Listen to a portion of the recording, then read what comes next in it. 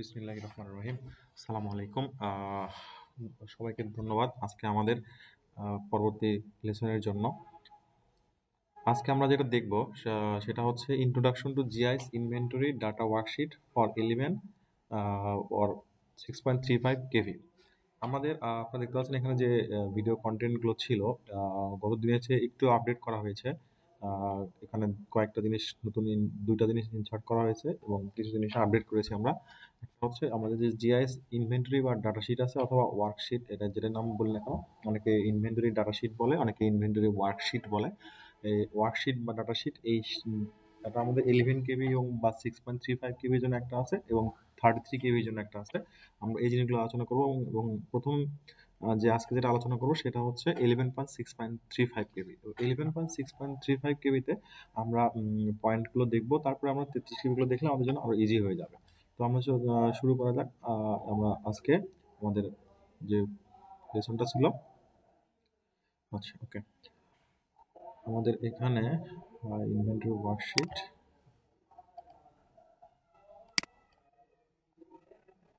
ওকে, আমাদের এখানে যেটা দেখতে পাচ্ছি আমরা একটা স্ক্রিনে, আপনারা দেখছেন একটা পিডিএফ ফাইল ওপেন করা আছে। এটা আমাদের জিআইএস পরিদপ্তর থেকে দেখা হয়েছে। এটাকে বলছে GIS inventory worksheet of 3311 6.35 or 0.4 or 0.23 KV line.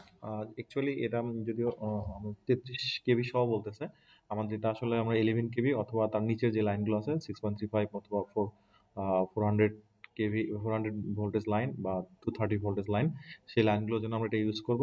এবং এখানে আমি একটু জুম করি, ওকে, একটু জুম করেছি। এখানে আমাদের যে পয়েন্ট আছে, টোটাল 36টা পয়েন্টে আমরা কাজ করি। 11 কেবি অথবা তার নিচের যে ভোল্টেজ লাইনগুলো আছে সেই লাইনের ক্ষেত্রে আমাদের এক্সেল শিটে থাকে 36টা। এখানে 36টা পয়েন্ট আছে। এখানে যদি আপনার 26টা দেখতে পাচ্ছেন টোটাল, কিন্তু 36টা পয়েন্ট আছে। আমি দেখে দিচ্ছি একটু। তো প্রথমে যেটা থাকবে, একটা জিপিএস রিসিভার সিরিয়াল নাম্বার থাকে রিসিভারের। সে সিরিয়াল নাম্বারটা আমরা এখানে চাইলে বসাতে পারি, না বসাতে পারি, এটা আমাদের কোনো সমস্যা নাই। তো আমাদের যেটা, আমরা প্রথম যেদিন কাজ করব সেদিন যেটা বসাতে হবে যে আমি কোন পিভিএস এর আওতায় কাজ করতেছি। তো এখানে দেখেন, এখানে একটা 1 2 3 4 5 6 7 8, এই যে name of PVS, grid name, substation name and capacity, date, village মৌজা, এরিয়া নেম, সিট নাম্বার এবং সার্ভিয়ার। এইখানে আমাদের আট আটটা গ্রিড নেম ক্যাপাসিটি এবং সাবস্টেশন নেম ক্যাপাসিটি, দুইটা মিলে 10টা। এই 10টা এবং এখানে যে 36টা আছে, এই 36টা মিলে হচ্ছে আমাদের ইনভেন্টরি ওয়ার্কশিট। এই ইনভেন্টরি ওয়ার্কশিটটা আমাদের ফিল্ড লেভেল থেকে ফিল আপ করতে হয়। তো এই ম্যাক্সিমাম ডাটা, প্রথম যে ডাটাগুলো আছে এই ডাটাগুলো হচ্ছে আমাদের সবগুলো সেম, একদিনের জন্য সেম থাকে মোটামুটি। এই জন্য আমাদেরকে এটা বারবার লিখতে হয় না। যেমন আমাদের পিভিএস নেম ফিক্সড থাকে, যে কোনো একটা পিভিএস এ কাজ করবো। যেমন আমরা এখন সিরাজগঞ্জ পিভিএস 1 এরটা দেখতেছি, সো সিরাজগঞ্জ পিভিএস 1 লিখবো। অন্য কোনো পিভিএস হলে ঢাকা পিভিএস 1 হলে ঢাকা পিভিএস 1, সেম ভাবে গাজীপুর 1 হলে গাজীপুর 1, টাঙ্গাইল হলে টাঙ্গাইল, বগুড়া হলে বগুড়া পিভিএস। এরপর গ্রিড নেম এবং ক্যাপাসিটি, আমরা যে গ্রিডের আওতায় যে পিভিএসটা, সেই গ্রিডের নামটা লিখবো। গ্রিডের নাম, আমি যেমন সিরাজগঞ্জ পিভিএস এর আওতায় আমাদের গ্রিড তিনটা গ্রিড আছে, একটা হচ্ছে উল্লাপাড়া, একটা শাহজাদপুর, আর একটা হচ্ছে আমাদের সিরাজগঞ্জ শহরে একটা গ্রিড আছে।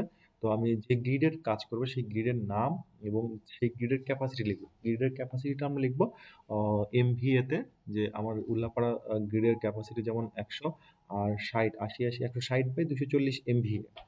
এটা আমরা ডিটেলস পরে দেখবো। আপনার জাস্ট আমি একটু আপনাদের ধারণা দিয়ে যাচ্ছি।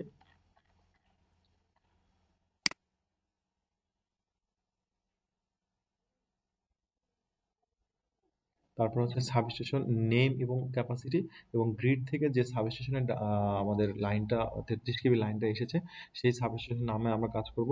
যেমন আমাদের এখানে উল্লাপাড়া 1 সাবস্টেশন, উল্লাপাড়া সাবস্টেশন নাম হচ্ছে উল্লাপাড়া 1 হেডকোয়ার্টার। এই উল্লাপাড়া 1 এর সাবস্টেশনের ক্যাপাসিটি হচ্ছে আমার 25 এমভিএ। নেম এবং ক্যাপাসিটি লিখবো এখানে আমরা। ডেট, কোন ডেটে, যেদিন যে ডেটে কাজ করব সেই ডেটটা আমরা এখানে ফিল আপ করবো। এরপরে ভিলেজ অথবা মৌজা, আমরা যে ভিলেজ, যে গ্রাম অথবা মৌজায় আমরা কাজটা করব, ডাটা কালেকশন করব, সেই ভিলেজ বা মৌজার নামটা লিখতে হবে। এরপরে এরিয়া নেম, এরিয়া নেমটা হবে হচ্ছে একটা পাড়া বা মহল্লার নামটা হবে। যে ভিলেজ, অনেক সময় গ্রাম অনেক সময় বড় হতে পারে, গ্রাম এবং অনেকগুলো পাড়া নিয়ে একটা গ্রাম হয়। যে পাড়াগুলো নিয়ে, যে পাড়ায় আমরা কাজ করব সেই পাড়ার নামটা বা মহল্লার নামটা আমরা লিখবো। এরপর শীট নাম্বার, এটা শীট নাম্বার আর 1 থেকে আমরা শুরু করব। 1 নাম্বার শিট একদিনে যদি 5টা শিটে কাজ করি 5টা, তাহলে 1, 2, 3 এভাবে সিরিয়াল নাম্বার দিয়ে যাব। এটা 1 নাম্বার শিট। পরের এই পেজটা শেষ হয়ে গেলে আমরা পরে 2 নাম্বার শিটে যাব। তারপরে আমরা 3 নাম্বার শিটে যাব। এরপর সার্ভেয়ারটা হবে হচ্ছে যে ডাটাগুলো কালেকশন করবে, যারা একজন থাকলে একজনের নাম হবে, দুজন থাকলে আমরা দুজনের নাম লিখবো এখানে। এইগুলো মোটামুটি একটা কমন পয়েন্ট থাকে আমাদের। এই আর 10টা কমন পয়েন্ট থেকে আমি এবার যেটা আসবো সেটা হচ্ছে 26টা পয়েন্টে আমরা কাজ করবো। যে ওয়ে পয়েন্ট, 1 নাম্বার হচ্ছে ওয়ে পয়েন্ট। ওয়ে পয়েন্টটা হচ্ছে কি, আমাদের যে জিপিএস মেশিন আছে, জিপিএস মেশিনে একটা ওয়ে পয়েন্ট চলে আসবে। আমরা হচ্ছে সেই ওয়ে পয়েন্টের সিরিয়াল নাম্বার যদি আমি রিসেট না করতে থাকি, সেটা 1 থেকে শুরু হয়ে অনেকদিন দূর পর্যন্ত চলবে। তো আমি আপনাদেরকে বলবো যে ওয়ে পয়েন্টটা আপনারা 3-4 দিন পর পর রিসেট করে দিবেন, তারপরে আবার 1 থেকে নেওয়া শুরু করবেন। তাহলে আপনাদের জন্য ডাটা ট্র্যাকিংটা সুবিধা হবে এবং ডাটা হারা যাওয়ার সম্ভাবনা কম থাকবে। তো ওয়ে পয়েন্ট সিরিয়াল নাম্বারগুলো হবে এখানে এই শিটে, আপনি একটা শিটে 8টা ডাটা নিতে পারেন, যে 1, 2, 3, 4, 5, 6, 7 এবং এই 8টা পয়েন্টে আপনি আর ওই ডাটা আমরা নিতে পারি। এরপর হচ্ছে ফিডার নেম অথবা আইডি, যে একটা ফিডারের নাম কি হতে পারে, সেই ফিডারের নামটা আমরা এইগুলোতে লিখবো, যে কোন ফিডারে কাজ করতেছে, 1A, 2A, 2B। এবার পোল নাম্বার, এই এতে আমি পোল নাম্বারগুলো বসাবো। এরপর ল্যাটিচিউড লঙ্গিচিউড, এখানে যে আমার জিপিএস মেশিন আছে, জিপিএস মেশিন থেকে আমরা 1 নাম্বার ওয়েব পয়েন্টের এখানে ল্যাটিচিউড লঙ্গিচিউডটা আমি জিপিএস মেশিন থেকে এখানে ল্যাটিচিউড বসাবো, এখানে লঙ্গিচিউড বসাবো। এরপরে আছে পোল সাইজ, যে পোলে কাজ করছে সেই পোলের সাইজ কত। এরপরে হচ্ছে আমাদের পোল ম্যাটেরিয়ালস, পোলটা কি দিয়ে তৈরি, এসপিসি, উডেন অথবা স্টিল, যে কোনো একটা যেটাতে তৈরি হবে সেই ম্যাটেরিয়ালটা আমাদের এখানে লিখতে হবে। পোল টাইপটা কেমন হবে, অ্যাঙ্গেল হতে পারে, আপনার হচ্ছে এইচ পোল হতে পারে, এরপরে বক্স পোল হতে পারে, ডেড পোল হতে পারে, ইকুইপমেন্ট পোল হতে পারে, ট্যানজেন্ট পোল হতে পারে। এই জিনিসগুলো আমরা এখানে ডিটেলস পরে আলোচনা করব। এরপর পোল ফিটিংস, আপনারা এটা ভালো জানেন পোল ফিটিংস। পোলটা কি ফিটিংসে তৈরি করা হয়েছে, A4, C4, C8, T7, অনেক রকম টাইপ আছে। যেরকম হচ্ছে পোল এনভায়রনমেন্ট। পোল এনভায়রনমেন্ট হচ্ছে পোলটা কোথায় আছে, পোলটা শুকনা মাটির জায়গায় আছে নাকি পানিতে আছে, নাকি হচ্ছে কোনো একটা জলাভূমিতে আছে, এরকম যে ড্রাই এরিয়া অথবা ফিল্ড ধান ক্ষেত এরকম হতে পারে, ফার্ম ফিল্ড হতে পারে। এরপরে হচ্ছে আপনার ক্যানেল হতে পারে, ওয়েট ল্যান্ড হতে পারে, রিভার হতে পারে, নদীতেও পোল থাকতে পারে। সেই পোলের এনভায়রনমেন্ট, যে তার আশেপাশের অবস্থাটা কি, সেই এনভায়রনমেন্টটা আমাদেরকে এখানে ইনক্লুড করতে হবে।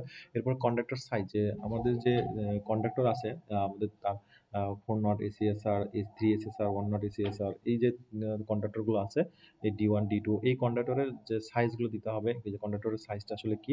তারপর কন্ডাক্টর ফেজ সিকোয়েন্স হচ্ছে যে আমার 3 ফেজ লাইনের ক্ষেত্রে আমার RYB লিখতে হয়, এটা আপনারা জানেন। সিঙ্গেল ফেজ হলে R অথবা Y অথবা B।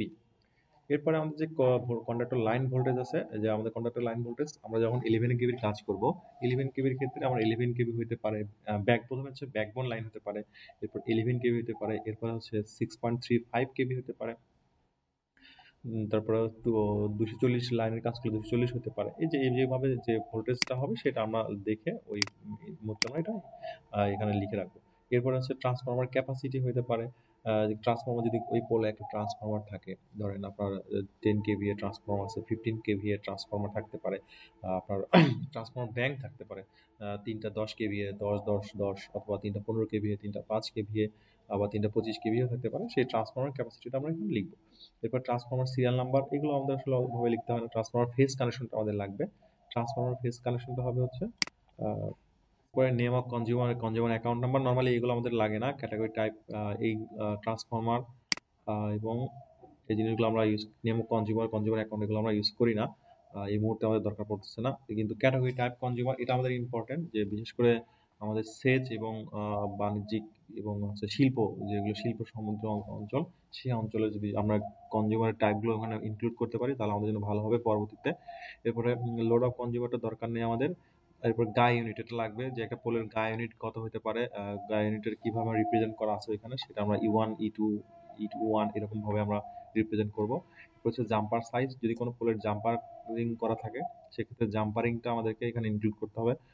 জাম্পারিং এর সাইজ, তারের সাইজটা, জাম্পারিং করা হচ্ছে যে তার দিয়ে, যে কন্ডাক্টরতে, সেই কন্ডাক্টরের সাইজটা এখানে লিখতে হবে।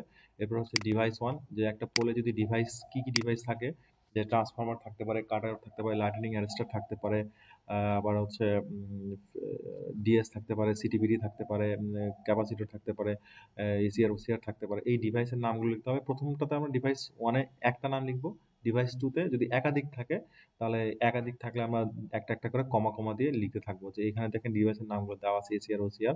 তো ১ম এ ডিভাইস 1 এ একটা লিখবো, পরেরগুলোতে হচ্ছে একাধিক থাকলে কমা, কমা দিয়ে লিখবো।